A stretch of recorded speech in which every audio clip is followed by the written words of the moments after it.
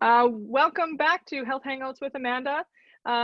We, just so everybody knows, and just in case anybody is new coming to the video today, we are doing these Health Hangouts to spread strength, hope, and love to those of you who are not asking for help or don't know how to ask for help with what's happening in the pandemic. And so today we have Christopher Doyle with us, who has volunteered his time to be here to talk about how he's handling things out in New York City. Chris operates as an interventionist out there, and Chris and I just met moments ago. So I'm very excited to have a new face and a new connection. And yeah, so Chris, thank you for being here. Welcome. And from the bottom of my heart, super grateful for the volunteer time that you're willing to give us today. Sure, thank you. Thanks for having me. So can you tell us a little bit more about what you do out there? And by us, I mean me too, because I don't know. Yeah, sure. So it's always fun when a friend of mine introduced us. And so he knows me as an interventionist, which is something that I'm very passionate about and something I offer professionally. But just a little bit of background, I do live in New York and I'm a firefighter here. And okay. what I do is work with the fire department in getting our people help for addiction, treatment, been doing that for a number of years. Then, became a substance abuse counselor, became an interventionist in the course of that work. So I've been providing interventions for the last couple of years now to families privately. And so that's kind of the background of what I'm doing right now. And so that has kind of been a little bit changed, a little bit changed by obviously how things are going now. Getting people into treatment is not as fluid as it once was. We've had some places like kind of shut down entirely and then kind of do like deep cleans and then reopen their doors.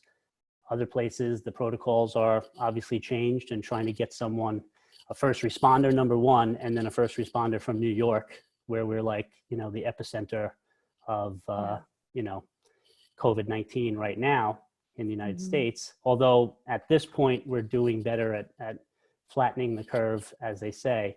But, as we were just talking about, who knows how things are going to take shape over the next couple of weeks. Absolutely. Yeah. So what is it like for you to be doing your work in the epicenter these days? Desolate. It's interesting because my office is in Manhattan. And so I have not stopped going in to the office, but everything else is shut down. So, I mean, what it's been like, it's kind of unchanged from the fact of, like if you've already had some kind of presence with just, using the phones and having the connections you have. And we have like a 24/7 line. And so that's always been available for, mental health and behavioral health and obviously addiction issues. So that's unchanged. We're still manning the phones. And then in terms of if someone were to call and say, I need this help, are you able to, or are you finding creative ways to be able to go and meet with people and actually conduct an intervention during this time? So as far as interventions go, no. I personally haven't done any in-person interventions. What we have done is kind of pivoted to, like privately, I worked with a family who lives in, on the other side of the country. And that was purely just over the phone. That was conducted over the phone for the entirety and, FaceTime, during the intervention. So I could be aware of what was going on. And, one thing I'll say about intervention, since we're on the topic, is just how successful a process it really is, because everybody just gets on the same page as far as the messaging and trying to help someone in active addiction accept help for their addiction. And so, as much preparation goes into it, we probably had 3 or 4 hours worth of coaching, let's say, prior to going into the intervention. I wasn't even needed on the FaceTime, really. As soon as we got into the process, I was observing everything. I was watching the identified loved one's body language. And it was as soon as his mother asked him to get help, he agreed within 10 seconds. Right. So that is a process that is still very much available. If, right now the challenge would just be finding an appropriate treatment facility. There are many that are open. There are, it's just maybe a little bit more of a challenge right now than usual, but we haven't had trouble ultimately. I mean, if a place closes, obviously you can't send them there, but we find a place that's appropriate. Yeah. And I don't know about for your business, but certainly for ours, there's so many treatment centers and so many businesses who are working for similar causes to help people recover from addiction. But for us, we partner with certain agencies, and we do that in part. Partner is a wrong word, but we develop relationships with these agencies, and we know who runs them, and we become friendly with these people. And it's, although it's a business partnership of sorts, minus the, say, financial things, but it's like, when I think of like Chatsworth, for example, and there's been some videos that are being released by 3 members of Chatsworth, and I really appreciate the personal / business connection with that agency, right? And there's other agencies that I have partnered with, and I guess I'm curious for you, like, if there was a treatment center that closed, that say, your favorite treatment center, now it's closed, and you're going to send these people elsewhere. How do you determine where you're going to send them, or what's the best fit for them, especially in a crisis like this where some are not available anymore? Then you lean on other relationships, I'd say, right? So, you have lots of relationships across the country on where places are going to be appropriate and places that, aren't, right? But it really comes down to the client, to the individual, what's going to work with them. And we have connections with a number of places that are a little bit more tailored to a first responder track, if you want to call it a track, but where there's some first responder related groupings, if you will, right? Like where that's being factored in to, like, so if there is a peer-to-peer, or if they have some sort of, person on staff that used to be a first responder, but some kind of connection. And so, in the one place I'm thinking of where there was a closing, right? That was like I said, just a hiccup, because they closed for 2 weeks. They're back open after doing like kind of quarantining everybody and then coming back in and disinfecting the entire place. And now they have a new protocol of taking, people in. So it really wasn't that big of a challenge. But to your relationship point, I mean, I think 100%. That's so, it's so important. It's so important. I mean, if you think about like hiring a lawyer, the best lawyers are the ones that have the relationships.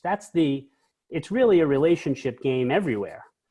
Yeah. Because the legal skill is great, but if you just think about a lawyer who can say, Tony, come on, Tony, I know you want 7 years, but can you get this guy 3 years? I mean, come on. Yeah. And because he has that relationship with Tony, who might be the district attorney for the area or whatever, that's what kind of makes things move.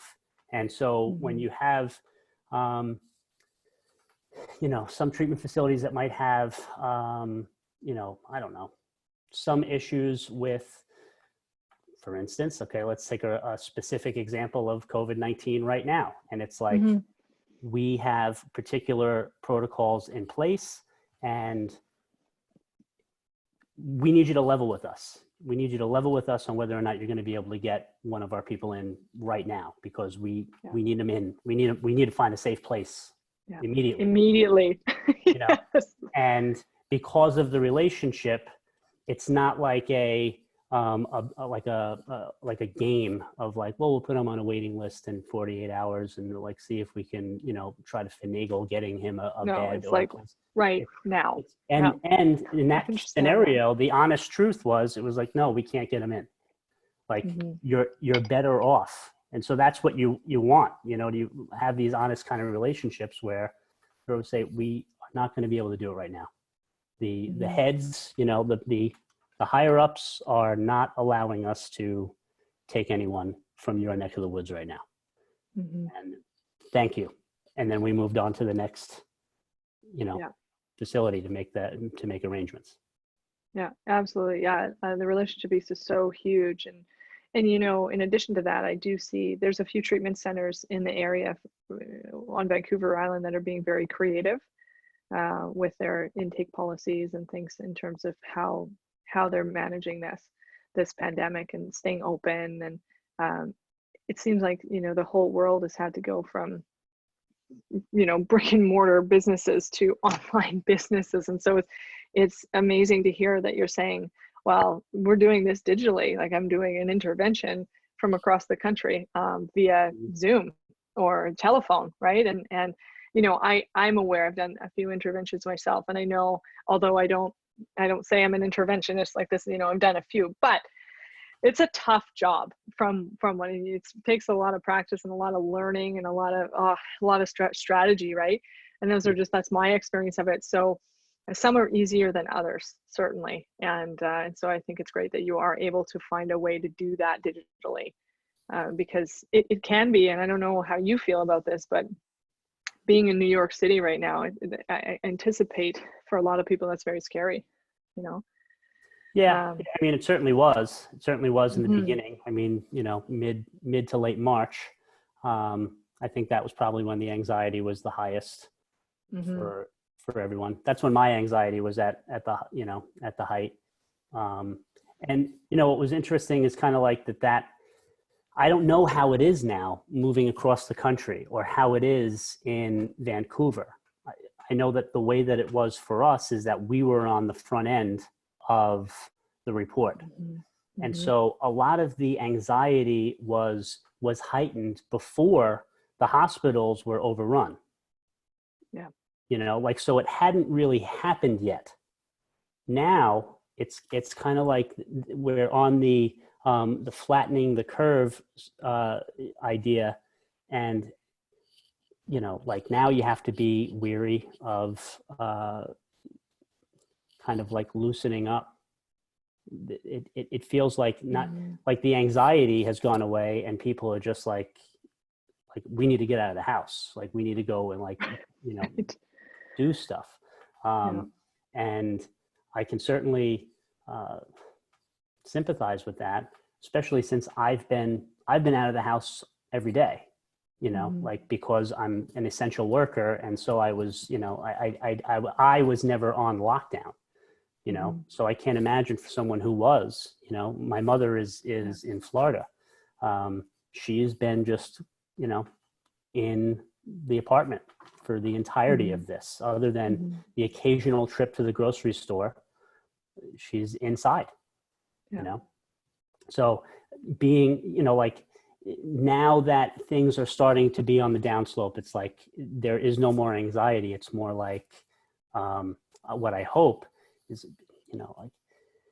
I don't know. It's interesting. I just feel like I'm hoping that more people are going to be just kind of like smart enough not to do anything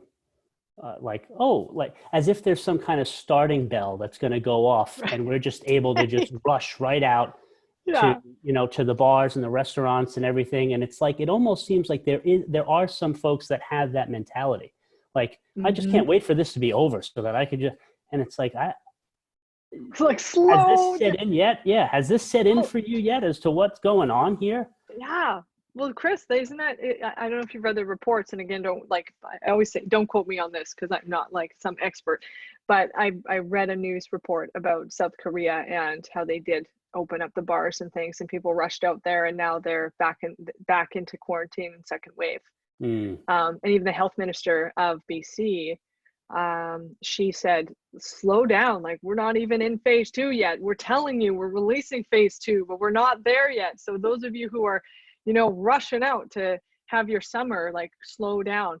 I was at the beach doing a social distance visit with a friend of mine, having a meal in Victoria the other day, and it was packed with people. Like, I wanted to take a picture of how packed it was, and my friend said to me, you know, the health minister is going to have a heyday and probably she saw this, right? And they were like, we probably shouldn't be here. But it's tough because, you know, I do empathize a lot with people who are, they're not mentally, emotionally, or even physically doing well in this lockdown at home. And so, you know, sometimes these conversations in these videos or that we're having with clients, it's a lot of talk about like, I don't know how to do this. It's like being in prison. And we know we can empathize with people who are in prison now for sure. But yeah, so I agree. I think the anxiety has kind of flattened in the sense of, okay, now we know how to deal with this and we have to just brave it and we keep going. But we're safe and protected for the most part, aside from those who are struggling with domestic violence in their homes and child abuse and things, which are happening. But now that it's like, now there's this excitement that, oh, great, we get to go back out into the world. And I appreciate what you said in terms of like being intelligent about being careful still. And I think that some people will, but I just don't know. I don't know how we can avoid a second wave is really where I'm at. I don't know if in New York they're talking about reopening things because like I said, May 18th, they're talking about letting the majority of businesses reopen. I haven't caught the latest as far as like the last 48 hours. And so, you know, if you want up to the minute news, you should probably go to a different source, but you know, take a look at the news. Yeah. You know, the way our governor has been handling it, it's definitely, you know, we're one of the more cautious responses, at least at this point over the last 4 to 6 weeks.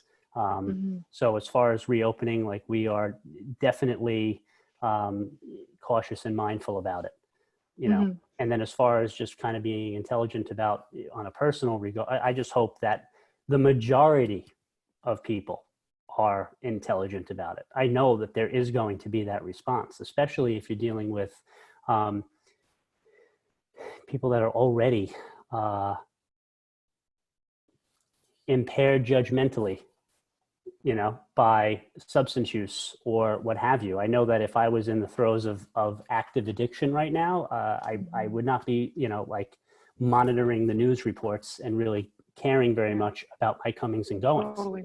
And so, you know, that's why the majority and kind of, you know, I'm just kind of thinking now of like, you know, New Year's Eve and like drunk driving on the road, you know, like, yeah, you might not be drunk driving, but there might be an increase in people that are going to be on the road drunk driving.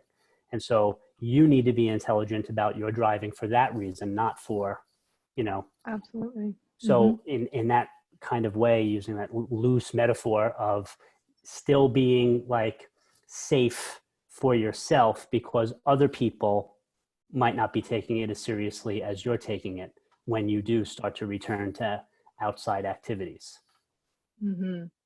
Now, something you said earlier triggered a question for me. You know, I've had these conversations with others in terms of the liquor stores all being open as well as the grocery stores, and there's a liquor store everywhere, right? And you know, drug dealing doesn't stop either. So right. With this quarantine that we've had to engage in, and for, you know, the last 30 or for some people a month and a half or longer, I worry about, and I don't have any reports to know what this would be, but I worry about greater instances of addiction. And, you know, what are we doing all day? You know, we don't have jobs to go to, and we can just drink. You know, it was 9 o'clock in the morning and I was sitting outside a clinic at the very beginning, and I watched this, you know, cars just come and go for an hour from the liquor store that was right next door and just filling their trunks with alcohol. And so I guess, in a roundabout way, I guess I'm asking from your perspective as an addiction specialist and an interventionist, are you noticing there's greater problems now as a result of people being at home and falling falling into their addictions to a greater degree than they were before? Yeah, so I've seen those same reports and have definitely been interested by those. Something like a 55% increase in alcohol sales or something like that. Sales. And it's unbelievable. Right. I mean, I guess it's believable, but it's, to me, that's in a month. Holy moly, you know. Well, I think that was a week, but hopefully I'm citing the right report.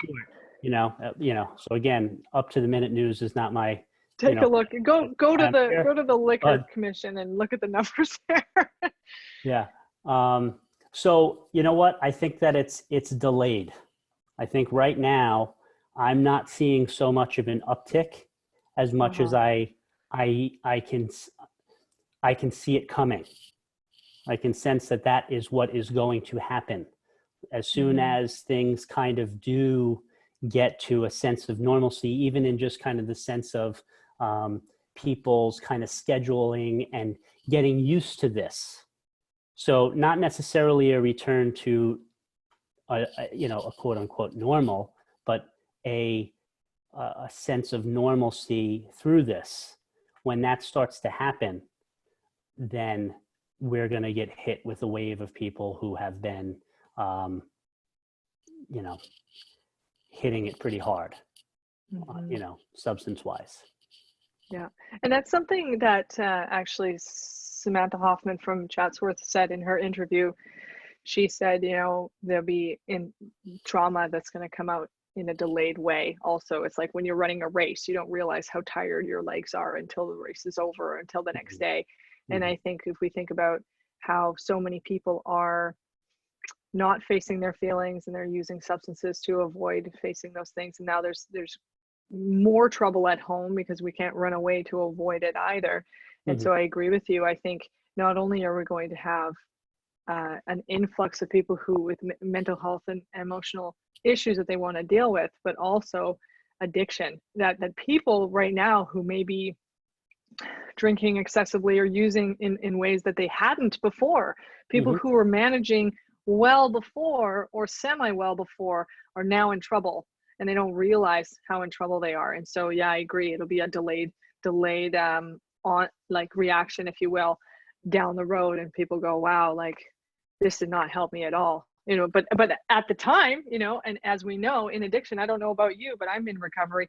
I know when I was in addiction, like I would have loved this because I could just use all day and do whatever I wanted all day, and so the addict goes like, hallelujah.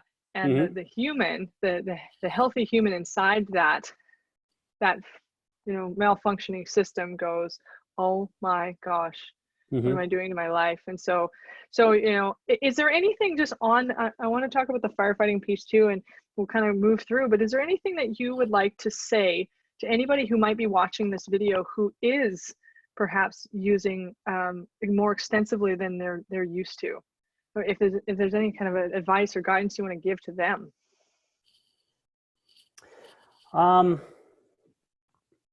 So directly to that person, right? Help is available, right? That right now, not to in no way, shape or form can I, kind of like condone that, but I can say that it's understandable, right? That you would be going to this more. Now, if you've never had an addictive issue before in your life, what might happen is you're going to form a dependence at this point, and you might find it's more difficult to stop than you might have thought. And at that point, I would urge you to reach out for help. Now, and help is available, and then, you can get that help. Now, from what I understand of addiction, having lived it, and I am in recovery, and I have over 13 years now in long-term recovery. Congratulations. Thank you. That person that's, like me or like you, or like really living in active addiction, probably, isn't watching this right now, or is not the person who is going to hear what I just said and be mindful enough to think about, how am I going to stop once I, so a person with an addiction is better served by the family members of that individual being able to identify what's going on right now. So if your loved one happened to be one of those people that was stocking up at the liquor store, that's a pretty solid indication that you're either dealing with someone that is going to have some trouble coming down off of this in the next couple of months, or you're dealing with someone who this has always been their priority, and this might be an indication that a wake-up call that this is going to get worse than it's ever gotten before. Yeah. And addiction being a progressive illness, it's not going to get better from here. You know, it's not going to be like where it's going to just subside. There will be more reason for continued progressive usage beyond this pandemic. Mm-hmm. So a year, 2 years, 3 years, however far out we go, there will be something for your loved one to point to give them the irrational excuse as to why they are continuing to drink or use drugs the way that they are. Mm-hmm. So it might look like it's out of control right now because you have a pandemic, but it's going to continue that way and get worse unless he or she gets help, and that typically isn't going to be initiated by the individual with the addiction, Mm-hmm. because by definition, you're talking about someone who has trouble stopping despite negative consequences or even a strong desire or need to stop. Mm-hmm. That's the whole idea. That's the definition of addiction. It's like can't stop. If you had to use 2 words to describe it, can't stop. Mm-hmm. I can't stop. As much as I want to or try to promise myself, swear on the children's lives, can't stop. Yeah, can't do it. Yeah. Yeah. And, when I'm working with families and having this conversation with them, oftentimes, and I imagine you hear this too, I hear them say, well, he or she is doing something different than they did before, and they've promised me this, and we're going to give them another chance, and we're going to make provisions. We're going to take the car away, or we're going to, give them 2 weeks with the car, and then we'll use that as a carrot. And they're just falling all over themselves, trying to find a way to not send this person to treatment or not call them out on their behavior. And as what you've said, I really appreciate that, because I agree. What I say to these families is this is not going to stop. It's not going to change. It's only going to get progressively worse. That's why we call this a disease. And so you can dance around it all you want, but all you're doing is co-signing their addiction. And in 3-4 months, 2 years, however long, they're going to be so much sicker. And still, some families still say, well, I think I have it figured out, or they think they have it figured out now. They've had a good couple days. Quote, I hear that the most. They have been sober for 2 days. And that's really exciting for us. And I say, well, I'm happy for that, but this is not the end. This is not going to be a glorified, it's going to be. Now, that's not to suggest that people can't get well without going to treatment. But what I do know is that interventions on behavior are vital. How that happens, there's lots of different ways, but I really appreciate your talking to the families of people who might be struggling with addiction, because it's them who can see the forest for the trees, but the person in addiction can't. I mean, I certainly couldn't. I was, I thought I was right, and I thought everybody, I didn't want to listen to what anybody said, and I was really difficult to deal with. So I agree. How do we support those families in making those hard choices and stepping up and saying, putting their foot down, saying, no, I'm not co-signing this. Yeah. So that's another, so everything that you just said is it's amazing. And then it's also, so now to the family member, it's about being understanding and compassionate to the fact that you are now in the midst of the dynamics being even maybe more extreme than they've ever been before as well. And so your response to this is, understandable.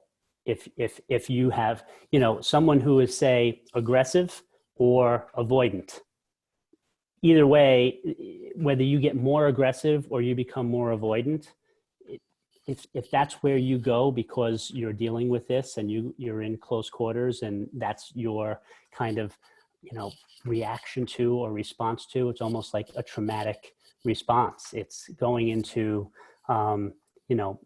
fight, flight, freeze kind of place, right? It's about survival. And if you've kind of already activated in all of this, and now your loved one is also drinking or using drugs, and it's increasing, it's getting worse, and the irritability and you know, the discontent is growing.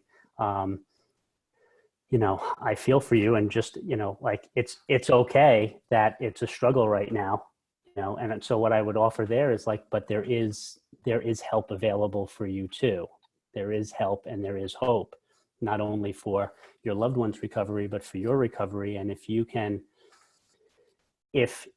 as a family member, right, can absorb everything that kind of we're talking about now in the last 10 or 15 minutes, then there's a lot of hope for you, right? Because all it takes is one heroic family member, or one brave family member, one person who is willing to make the change. And so, like, oftentimes I work with moms, and because my mom, well, whatever, I don't need to necessarily get into that right now, but like, she was instrumental in me getting help initially, right? And she was also in recovery. And so there was a lot of recovery principles that I kind of just grew up with naturally. And so she had a natural ability, but also she was kind of coached, and she was doing some things that were, you know, kind of ninja tricks on me that got me to accept help, you know. It wasn't overt. It wasn't an intervention. You know, like in the professional intervention kind of way that I would provide with an entire family, it was just her kind of being observant and knowing and taking an opportunity. And when the moment arose, she seized the opportunity, and I was just like, okay, I'll get help, you know? And so there's a way that a family member can engage in that if you kind of understand, first of all, you have your own recovery, but then secondly, intervention principles, like really understanding how that works, how you can motivate and influence someone who doesn't seem like they would respond to that. But, you know, we're a lot more ready when we're in pain than we let on. We don't know how, you know, ready we are in a way, you know, like we're going to let everybody know as best as we can to leave us alone, that I'm fine. I got this under control. I don't need any help. I don't have a problem. But in our quiet moments, we're in pain. We're suffering. We are doing what we're doing in order to deal with life. And we want to get off the roller coaster just like everybody else. We just don't know like how to do that.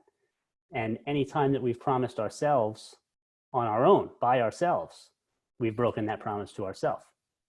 So we become helpless in it, you know, and so I'm speaking as someone who lived in the addiction, that I did not think that there was really a way out, because anytime I tried to do something about it, it didn't work. And so you have a family member, you have the person in active addiction, everybody is trying, and what they're doing is not working. So that you have that in common, that what we're doing isn't working. But if you get outside help, all it takes is one person. It doesn't have to be the person who is in active addiction. It can be that family member. And, you know, obviously the added benefit to that is increasing your own level of self-care through the process. Yeah, and you know, it's fascinating to me too that when addiction professionals come together and we say to people, we say, this is what's happening. This is not going to get better. Let's work together to intervene so we can help this person actually have a chance at recovery here. And then the family kind of binds together, and then the family thinks that they have more knowledge about all of it than the addiction professionals. And it's tough because the family knows the person struggling in addiction better than we do.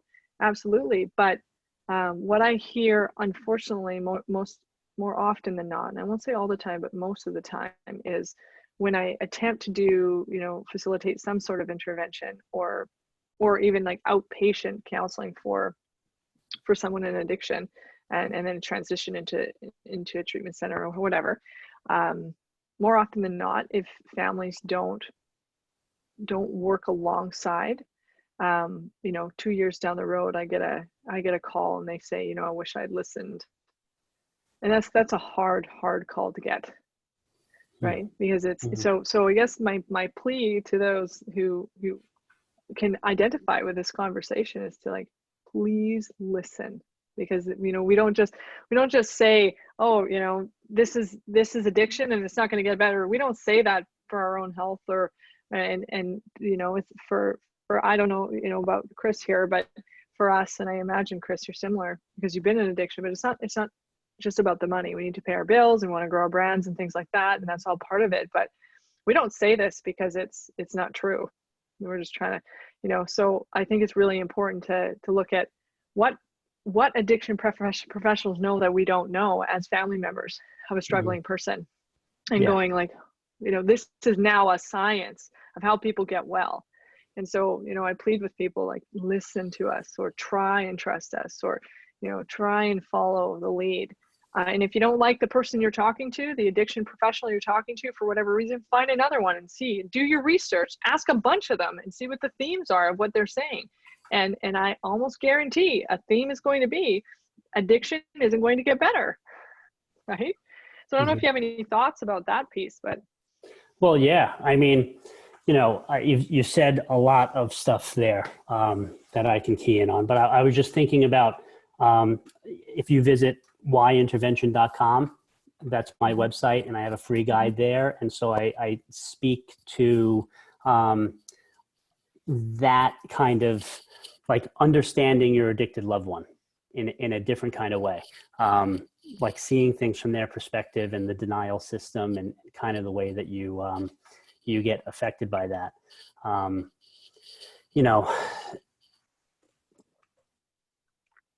Addiction wise, well, I don't know. I kind of lost my train of thought because you said so many things. I oftentimes will go, like I have like 6 or 7 open tabs in my head now, and I don't know like where they left off. So I don't know. We'll just come back to that, I guess. Yeah, no, that's fair. I talk a lot. I often have a lot to say, but I think that the premise of that part of the conversation for me is just to say to families, like, there is a reason we say these things. There is training in this. There's life experience in this. Oh, right. Do your best to trust us. That was the premise. Yeah. Right. What I was thinking was, addiction is so complex. It's so complex that really, like, we don't even know yet. And now there's a lot of brain science, and there's been a lot of stuff done in the last 20 years, actually, so that we've learned a whole lot more. Even in like the last 5 years, we've learned a whole lot more. A ton, yeah. Right. So it's so complex, and there's just a natural tendency for complex problems to have a quick fix solution. And I don't know what that is. I'd love to see like a study, about that. But like, if you have something that it's like, if you can explain something in simple terms, and it's like, here's this small little problem, and it's like, okay, we'd be willing to work on it for whatever it takes to take care of this small little problem. But when it's a complex problem that like is spanning generations, it's going back, perhaps like hereditary, like trauma and generational issues that the family has gone through, and like the great grandfathers that had alcohol addiction or what have you, all through everything. And then your whole society is geared towards immediate gratification and consuming, and just how much is geared towards a person becoming addicted, and just all of the different challenges that you have to face. It's like, so if I send my kid to treatment for 28 days, that's it, right? That's all we got to do. And it's like, no, that's maybe like that's the start, but this is a lifelong challenge. And like, so going back to what I mentioned with my mother, like I don't end up in recovery if it wasn't for the fact that both of my parents were in recovery. So because they had that background, and I saw recovery work.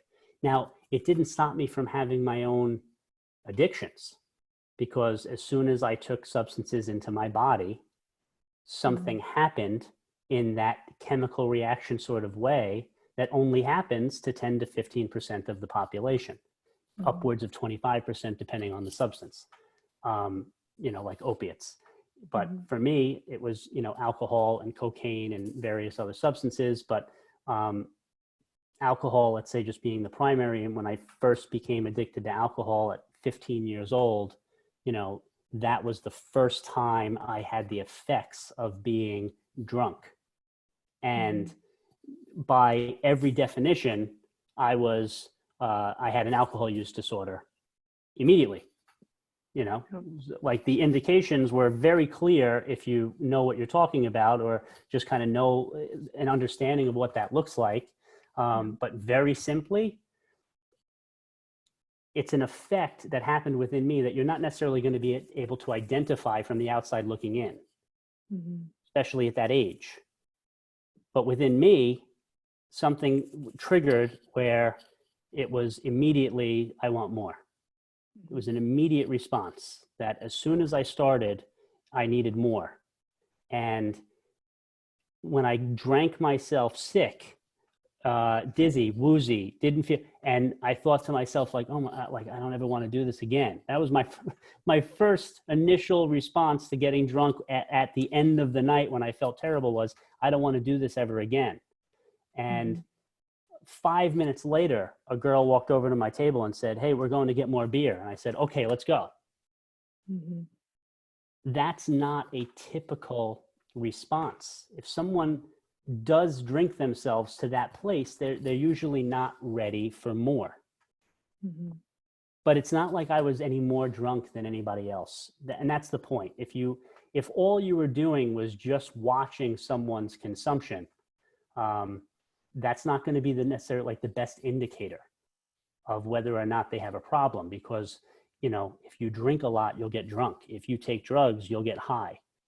It's about what's happening to the person on the level of, can they stop when they want to and do that consistently in the long term, especially when they're facing consequences that really any rational person would stop when facing. But if you're in that kind of fight, like what you were, describing, so, well, now he's got 2 days and, kind of like that glimmer of hope, kind of thing, like those shouldn't even really be conversations that you're having anymore. If you understand addiction, if you do get that, and so I guess that what's required is to take the focus off of your addicted loved one and then put the focus on yourself for your own self-care, and then understanding addiction. When you do, that's when you don't even engage in conversations like that anymore. Your response just changes entirely. And then your behaviors change as well. The dynamics of the relationship change. And then over time, whether time be days, weeks, months, all of a sudden your loved one starts to become more receptive to the idea of, well, maybe I will go to a meeting, or maybe I will go to counseling. Maybe, okay, I'll speak with a therapist. I'd be willing to do that. And have it be presented like it's their idea. Yep. That's really, one of the coolest things is when, they get jammed up and mom has a whole lot of coaching now after, working with me for a little while. And then, the first jam is an opportunity. And, all of a sudden he says, I think I need help. And she go, oh. Oh, okay. No, and that's what I mean about idea, strategy. Strategy. We need that, right? And yeah, one thing you said earlier, Chris, was about being in recovery themselves, and like parents being in recovery. So I'd love to clarify. Like, to me, what I hear you saying is there could be addictions that our parents are in recovery from, but it could be something like codependency. That's a very strong factor that shows up. Parents trying to caretake and I want to, I want my child to have the best life, and so I'm going to give them all these things, and then and if the child is in addiction, it's a black hole of never ending, taking. So to you, I wonder if that fits, A, and B, what it means to be in recovery from codependency, because you're talking about, can give mom some coaching, and we do that hear all the time. I imagine you do that all the time with families. Mm-hmm. So, but what can you explain to people who don't know how to be in recovery from codependency, like what first steps are for them, maybe, or some ideas around that? So I'm smiling because it's like, here's a big complex issue, right? And so what are the first steps? The first steps would be admitting that that's something that you might have, like possibly have, right? Is it possible that I would have a problem with codependency? And like, what does codependency even mean? You know, like just relationships, like I'm not okay if he's not okay. When he's okay, I'm okay. Are you okay? Are we okay? Is everything okay? Are you okay? Like that sort of dependence where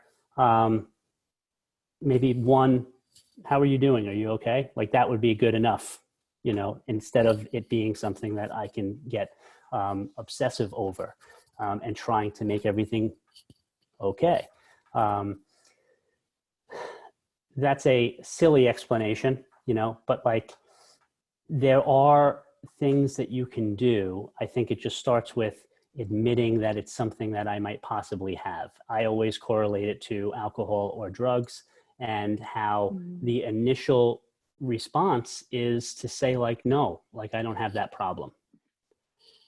So it's a funny way of looking at it, but like if your initial response is like, no, I don't have that. Okay, so that's probably a starting point that maybe you do, right? Because anybody would face the possibility, you know, that I have a thing. I've like so here's one like joke thing that I've used on people in the past. It's like, do you think it's possible you have termites? And they go, what do you mean? Like, do you think it's possible you have termites like in your house? Is it possible that you have termites? And then they'll go, well, I don't even have I live in an apartment. I guess I do have wood floors. It's possible. I haven't seen any damage or anything like that, but I guess it's possible we have termites. Yeah. You know, I haven't really thought of it. You go, okay. So do you think that it's possible that you have a problem with alcohol? No. Right. Immediate, right? Oh, Like, so, yeah. but you just got a DWI last weekend, and you don't think it's possible that you might have a problem with alcohol. So that's our starting point. You think it's possible you could have termites, but you're not even willing to look at the possibility that you might have a problem with alcohol. So if you as a person in relationship, or a parent or a sister or brother, mother, father, and you're thinking, no, not my Johnny. It's not possible that he has a problem. It's possible. And that's the starting point. Now, if it is possible, then what we're saying here is taking a look at why I as mom, or I as dad or brother, sister, why I am unwilling to think it's possible. Why am I not willing to think of, like, that there's a possibility of that? And it's almost certainly going to come down to my level of comfortability with all this and what that will mean for me and for us and for my family, and all of the things that go unspoken or unlooked at, and just all the kind of fear and you know, the unknown, just the unfamiliar, like all the things that are going to possibly, like what this could mean.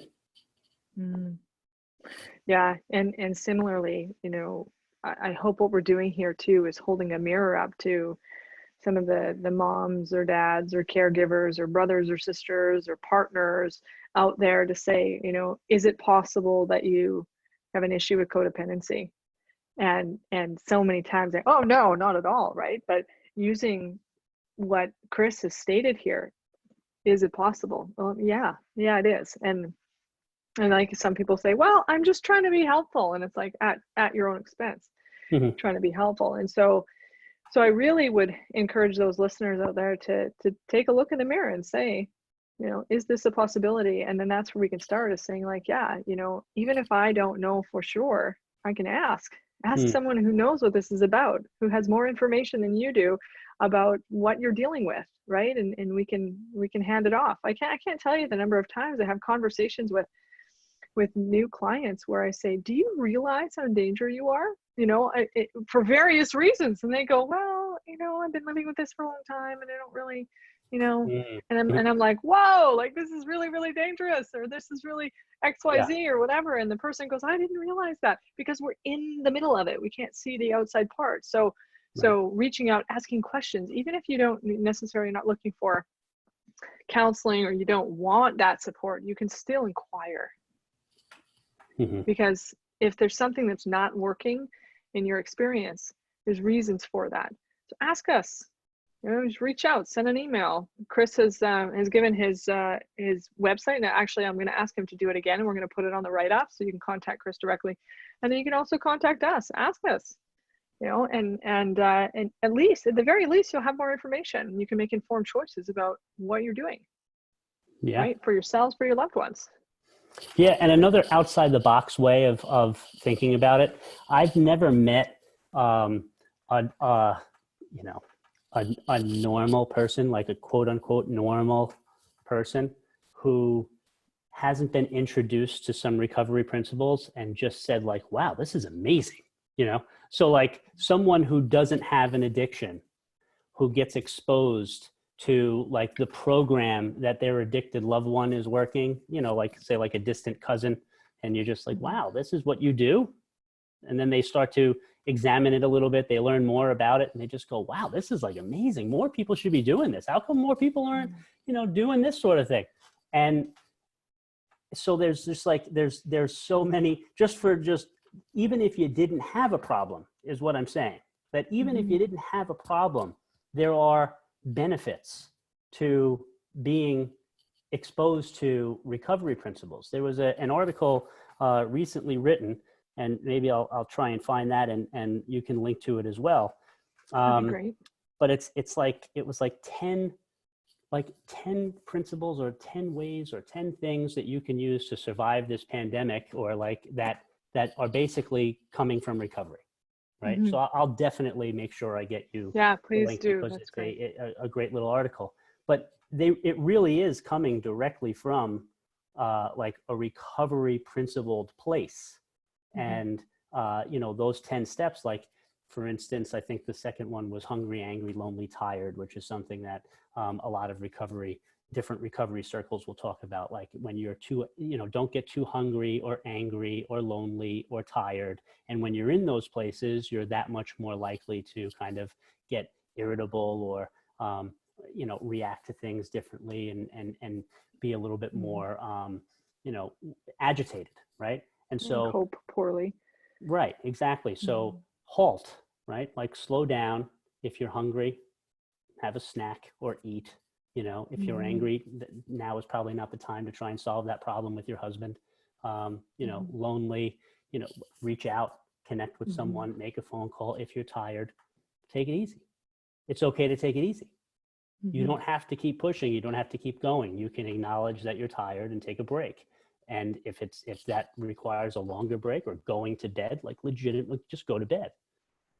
And you don't have to deal with that thing right now if it's not really that pressing, because you're not in the most resourceful state to do it. And that's something that most people in recovery learn in their first 90 days of recovery. But that's not something that like most people, are exposed to, especially when they don't have the potential life-threatening consequences from engaging in those behaviors. Absolutely. So it's there. So outside the box, it's like there's a lot of benefits to being exposed.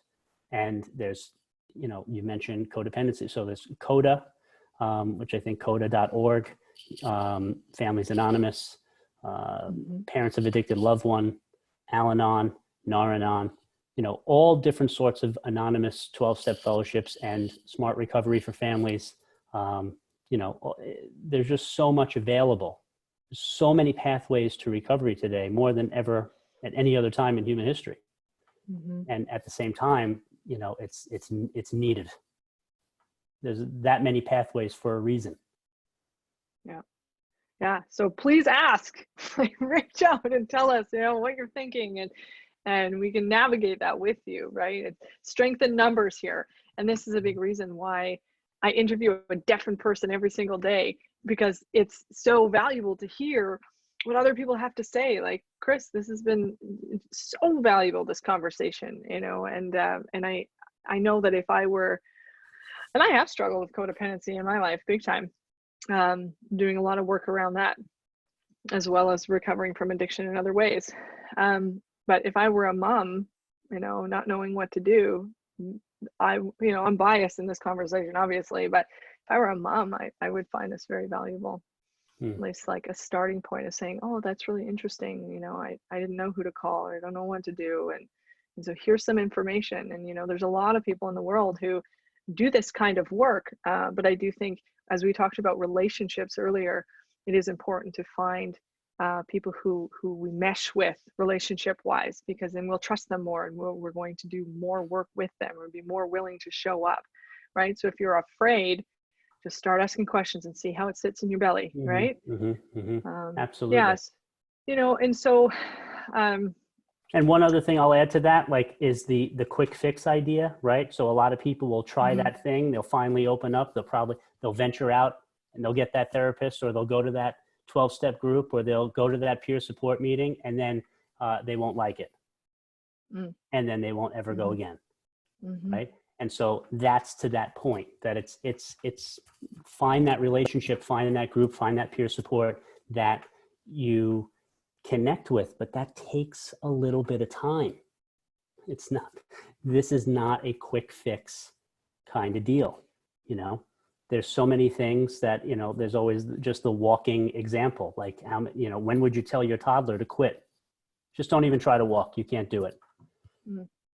No, you're just going to watch them trip, fall, tumble, they get back up, they fall again, and they're going to keep doing that until they learn how to walk. And so that is more in line with what needs to be done when it comes to addiction and recovery. Yeah. And if I can add to that, Chris, too, you know, sometimes people will go to a meeting and they'll leave that meeting and say, oh, I hated that, I'm never going again. But there's another aspect that requires, you know, us taking responsibility. You know, perhaps the meeting wasn't as bad as we made it sound, because we just really didn't want to go in the first place, and we really don't want to get well in that moment. We really just want an excuse.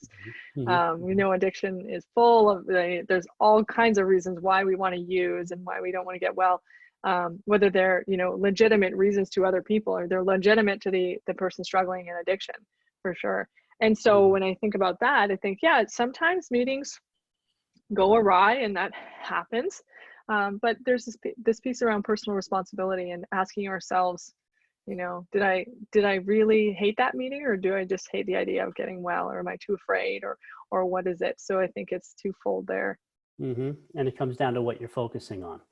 Are you focusing on what was great about that, or are you focusing on what was terrible? And if you go in with that mindset, like, I hate this, I don't want to be here, I don't want to go, you're going to find a bunch of reasons to support why you hate it, why you don't want to be there, and why you don't want to go, or why you don't have to, like, why you shouldn't have to do this. You're going to find those reasons. But if you go with a completely different mindset, a positive frame of mind, you'll find different things to focus on, and then you'll find reasons why, oh, this was a good meeting, or this was a great conversation. That counseling session was a good one with my therapist, because I went in a more positive kind of way, you know? And oftentimes, like you've mentioned, it's not necessarily the most comfortable process in the world. And people don't like going through uncomfortability and discomfort, but those are the things that usually provide the best results, that they're a longer term kind of deal. And those are the things that not only get the best results, but also provide the longest lasting results. You know, if you're looking for a quick fix, it's like, how do I drop 10 pounds in 10 days? It's like, hey, you might do that. You might pull that off. But man, there might be some consequences to that. You're going to suffer. And, yeah. And you might gain 15 in 30, you know? And so, but if you do the kind of the slow, kind of progressive, uncomfortable, don't always want to do it, but I show up anyway, and get the job done day after day after day, that's what usually provides, you know, the safest results, the best results, and the lasting results. Absolutely. So, Chris, I'm mindful of time too here, and I really wanted to talk about you being a firefighter and what that's been like. We just don't have time. I think the value in this conversation has just been so great in terms of looking at addiction and how to start getting well in that. And if we're the ones struggling in it, we might not see it, and we might need our family members to step up and say, like educate themselves on what's happening, and start listening to the professionals saying, like, 2 days is great, but if we actually understand addiction, we know that it's not going to last very long, right? So so I guess perhaps there'll be another day and time to be able to talk about the firefighting side, but in terms of kind of closure of this conversation, some people are saying, oh, well, there's this pandemic, and I think I'm just going to wait to get well until after. Like, I'll just it's just the world just needs to calm down a little bit, and then I'll get help. And I just don't agree with that. And I don't know where you're at, but I think now's a better time than any. Right now, like right in this moment, like do something, make that call, reach out. What do you think about that as part of the pandemic? My suggestion would be to do something small. Just do something small in the direction of helping yourself in whatever areas that you feel challenged in. Being, again, kind of like forgiving of yourself. If I was, like if I'm being honest, like my irritability level has definitely increased, because of just the constrictions and stuff like that. And so what do I want to do in response to, feeling irritable?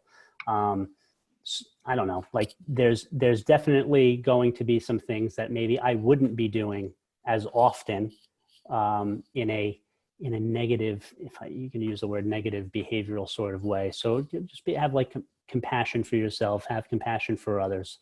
And what's the next smallest right thing I can do for my physical health, for my mental health, for my spiritual well-being, for my, holistic, approach. What can I do? And so if that's a meditation, or if that's some kind of yoga practice, or if that's, let me see if I can do 10 push-ups today or 100 push-ups today, whatever, range would be something that you can comfortably do. Just to kind of move in the right direction. And,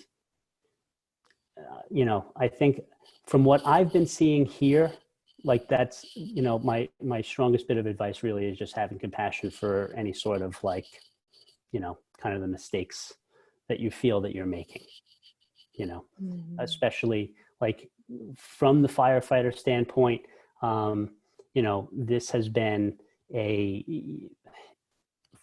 from first responders and what they're seeing, the latent kind of delay on what we're going to see, say 6 months from now, the effects of what going on 10 to 20, 10 to 20 people that you're essentially doing CPR on in a row, and none of them come back. Yeah. And there isn't a file folder for how do I handle working on 20 people and 20 people, and they didn't come back to life. Wasn't able to save any of them. It's not a typical experience.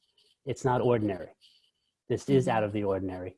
And so how that individual copes with that, you're just hoping, like, please don't go to any of the extremes, and so what you do, it's kind of like, be as compassionate as possible, be as mindful as possible, and do whatever kind of simple things you can to kind of keep yourself, as physically, mentally, spiritually fit as you can.